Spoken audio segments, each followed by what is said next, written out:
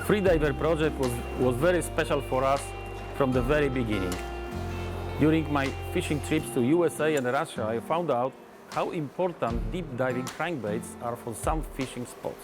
We started working on the Salmo Freediver, I believe it was in the early 2000s. And I remember looking back, we had some really good deep crankbait trolling bites happening on places like Lake Sakakawea, Lake Hawaii, the Missouri River reservoirs. And at that time, looking back, there was a handful of baits that you could long line with fire line or maybe using a snap weight, and trolling them 20 to 30 feet down.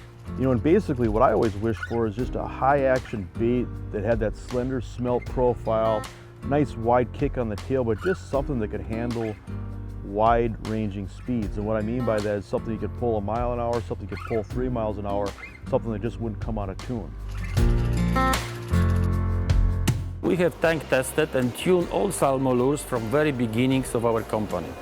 My idea was always the same, to give the angler the best possible product, ready for fishing right out of the box. And it works. People love our lures not only because they are beautiful, but also durable, effective, and all work perfect without any adjustments. When you can take a crankbait and troll it or run it at 3 miles an hour, you might not fish that fast with it, but if it'll work perfectly at 3 miles an hour, it'll kill fish when you pull it at 2 miles an hour. And so that's how the concept was born. You can find many deep diving crankbaits on the market now, of course. But believe me or not a single one of these lures dives as fast and as deep as Salmo Freediver. Besides, the action of the Freediver is so special that you can see it on the rod tip, even if the lure is deep and far from the boat. Well, we all kind of got our heads together, and I remember one of the things that was really interesting to me is we took a rod and we stuck it out in the water, and we ran, at that time we'd run maybe 4 or 5 different bill designs at a time off of that rod to look at the different actions and also look at the dive curves. I don't even remember how many prototypes we made before we found right body profile, bill length, shape and angle. We went through many different body profiles and at least 10 different bills in our testing. So what we'd do is we'd experiment with different bill designs, and maybe one bill design out of the 3 would dive maybe 3 to 4 feet deeper, just 10 feet behind the pole. And so we started experimenting and just started refining those build designs, and then that's how we came up with the Freediver build. It was really special feeling when we realized that we did it. Our lure is the deepest diving crankbait on the market.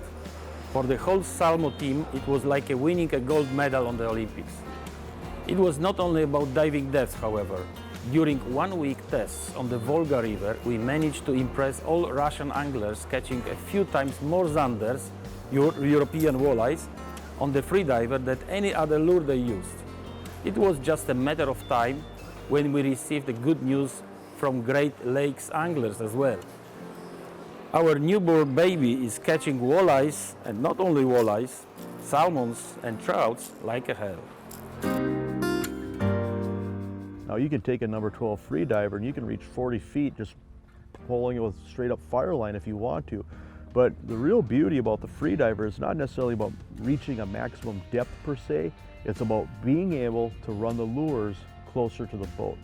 And so even if I'm running in 20, 25, 30 feet of water, 15 feet of water, that's where the Freediver shines. Is in my mind, if I can run a crankbait a lot closer to the boat, like say half the distance from a similar style crankbait, I just catch more fish over the course of the day, and here's why.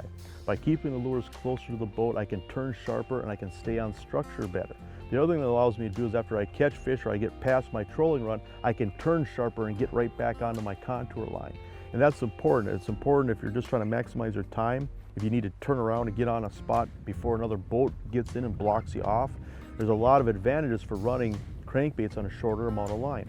Obviously, once you hook up with a fish, you have less that can go wrong. If I can reel in a fish on 30 feet of line or 75 feet of line, I will always pick that over reeling in a fish on 100 or 200 feet of line. Reason being is that fish just have more time, more opportunities to get off. And so by keeping the lures closer to the boat, that whole Freediver build design just make you more efficient as an angler. And the best part about it is just as an action that just catches fish. You put that Freediver in the water and put it anywhere near fish and it's game over.